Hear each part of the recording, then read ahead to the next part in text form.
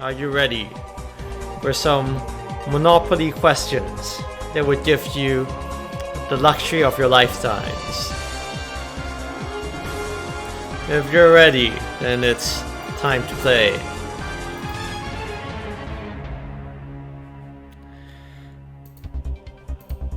For $200. The model of monopoly suggests inefficiency and a misallocation of resources. This is because monopolists A. Produce goods that match our preferences, B.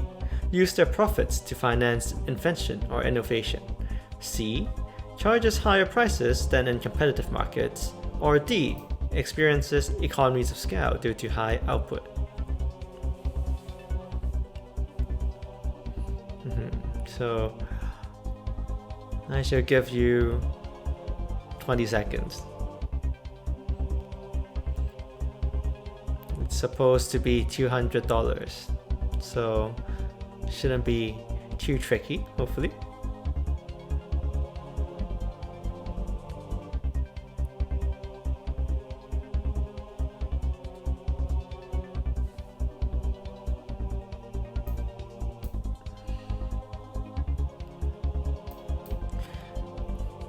Okay, have you got your final answer? So, the answer is C. It charges higher prices than in competitive markets. So, as we've discussed, if there is a monopoly, when they maximize profits, they would want to restrict supply, so reduce the quantity that they're producing and increase the amount of price that they're charging, so that it would be maximizing profits. So they would be producing goods to match your preferences to a certain extent, but not that much because they aren't allocatively efficient. They won't use their profits to finance invention. The reason for their inefficiency wouldn't be because they use their profits to finance invention or innovation. And if they are experiencing economies of scale, this should be like an advantage, right, as well. It's not the reason for the inefficiency. Okay, next one.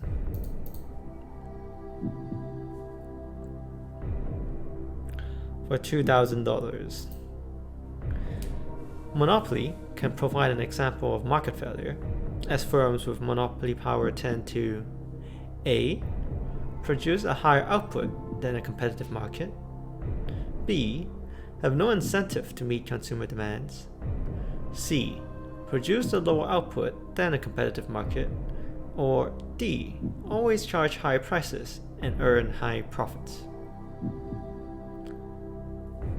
So quite a similar question compared to the previous one.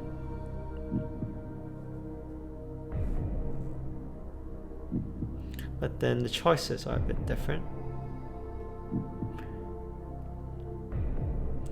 So I shall give you another 10 seconds to decide.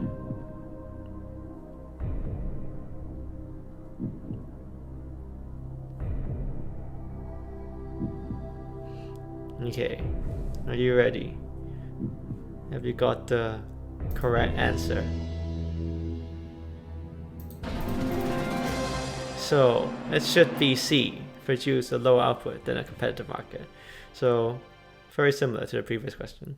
But it won't be A because it won't produce a higher output than competitive market unless they are maximizing sales.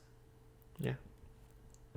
So A wouldn't be a likely, and it won't be what monopoly would tend to do, and it won't be B. So it does have some incentive to meet consumer demands because they still want to make a profit, but not necessarily an extremely high one, of course. And they don't always just charge high prices and earn high profits. So that's not necessarily a reason for the market failure if you're earning high profits. and charging high prices, it's because you aren't as productive compared to a competitive market, such that it is a market failure.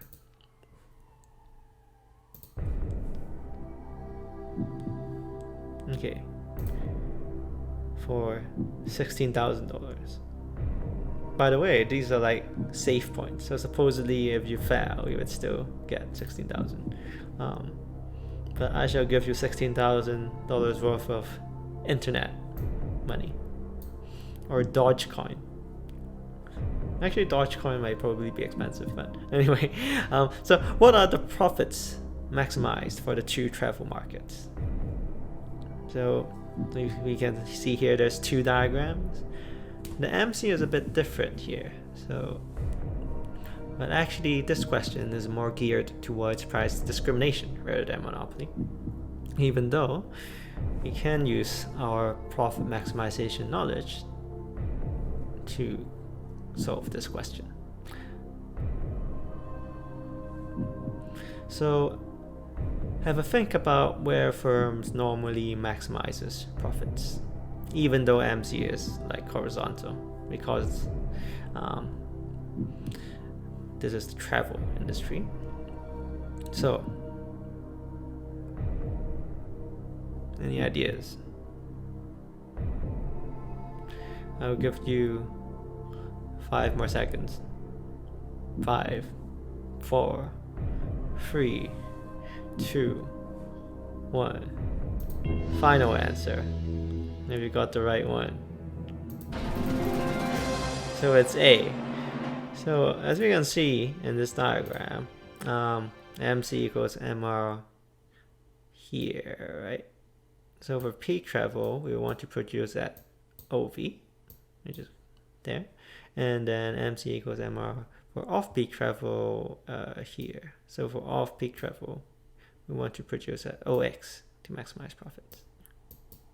Okay, cool. So a bit of a theoretical question.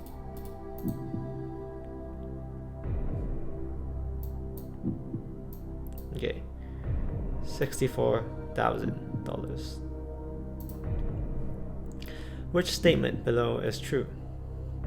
A. The firm maximizes profits at point J. B. The firm makes supernormal profits at J. C. The monopoly can make supernormal profits of FGNH. Or D. The monopoly will make a loss at L. So this one is a trickier one, of course. There's just so many points on the diagrams. But if you are solid on monopoly diagrams and curves, then you should be able to solve it.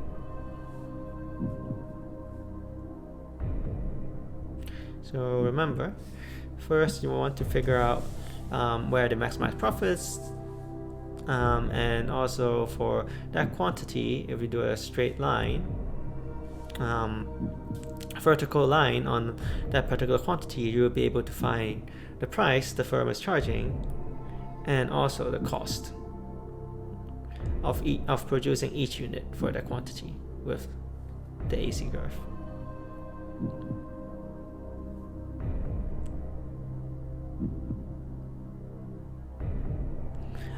Okay, so I think that should be enough time for you.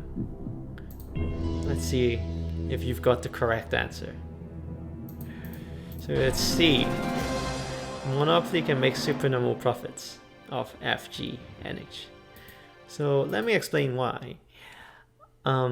If the firm produces or maximizes profits at J, it's not where the firm maximizes profits, right? The firm maximizes profits at the point where MC equals MR, which is here. So it should be G, or they should charge G and produce at T, right? So it won't be A. And the firm makes supernormal profits at J. That's not true, because you can see that at point J, or quantity V, the firm would be making normal profit. Oh, not normal profits actually. Oh yeah, so they would be making supernormal profits. It's my bad. So B is also correct if you've got it. So we can see that for phi that we are making supernormal profits because we're pricing it at U, given the vertical line of the output touches the demand or average revenue curve at U, so that would give us the price, and then the cost would be where this vertical line touches the average cost curve, and it would be at whatever quantity this is, right? So as a result, then they are making supernormal profits. And then D, the monopoly will make a loss at L. So that won't be true because they are also making supernormal profits. So as long as your AR is higher than your AC, then they will be making supernormal profits. So that's not right.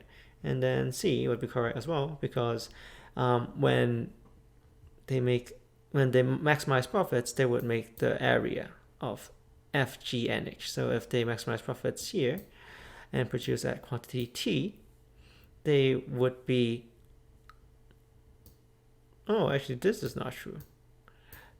Well, I got myself confused with the diagram when I set up the question. So C would be incorrect and B would be correct. No, plot twist. Because if we look at here, if they maximize profits at this point, then they would be charging a price of F, because at this quantity it touches the demand curve at G, so they will be charging the price as F, and it touches the average cost curve at this point here, so again at the question mark point. So then they would be making a profit of F question mark G and H, so this entire area here.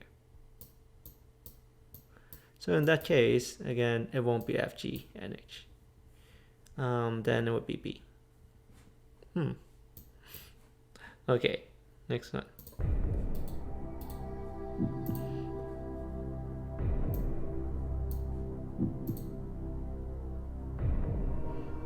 For $500,000. Which of the following statements can be used to criticize an advantage which a monopoly brings? A, the monopoly earns enough profits for R&D. B, the monopoly has an incentive to be productive. C, the monopoly may not pass on economies of scale. Or D, the monopoly will not create a lack of choice. So be very, very careful with these high dollar questions.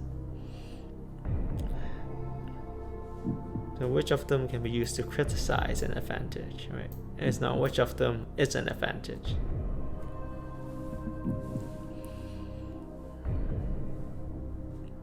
So which one of the below would help you evaluate the advantage of a monopoly?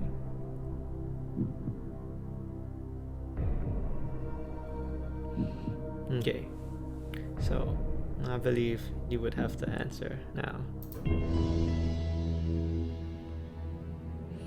Okay, so it's C. Yeah. So let me explain. The monopoly earns enough profit for R&D. This is an advantage of the monopoly, right?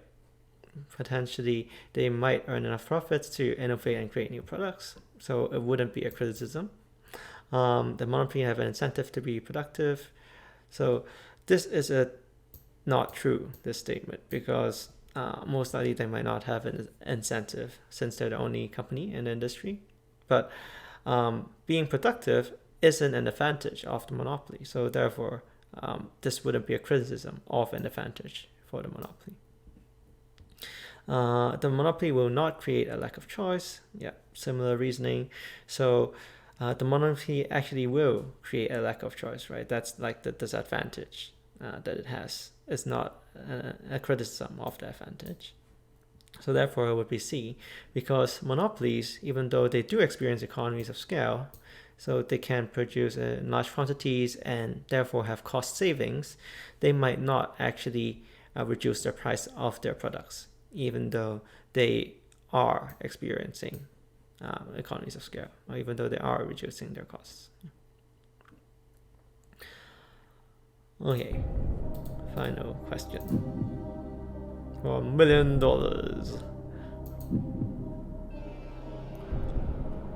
Which of the following is the type of government intervention that is least likely to be imposed on a monopoly? We've got A, price capping and maximum prices. B, windfall taxes on monopoly profits. C, a subsidy to reduce the market price. Or D, break up the monopoly by regulation or legislation.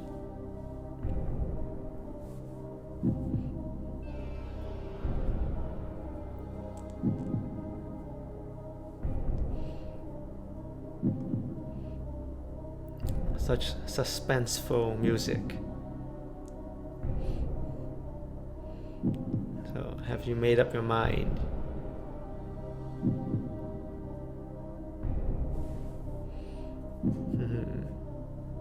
Okay, 5 more seconds. Let's see if you have the correct answer.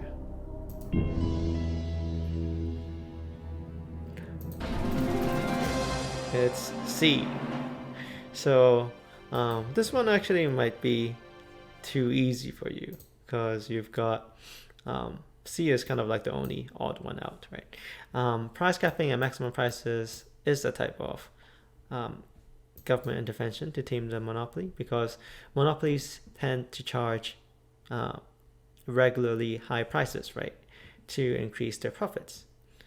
So A would be a type of government intervention, and B would be a type of government intervention as well, because they can tax the monopoly for their excessive profits, or at least fine them. And D would be a type of regulation as well, because if the monopoly has too much market power, then the government would sometimes ask them to break up parts of their business or sell parts of their business so that somebody else would own the other part, and it would reintroduce competition, such as the case for the big 4 companies for accounting, which they are considering, because they have actually many lines of different services and professional services, including consulting, audit, tax, and all of these services that they're providing, such that they are considering to break them up into the different product lines. And of course, so that would be a type of government intervention that would be imposed. So then the least likely one would be a subsidy to reduce the market price. So even though a subsidy might help to reduce the market price charged by the monopoly, we wouldn't want to kind of reduce the cost of the monopoly, since they're already making massive profits and they're earning a lot from our consumers already. So that's pretty much it for the questions that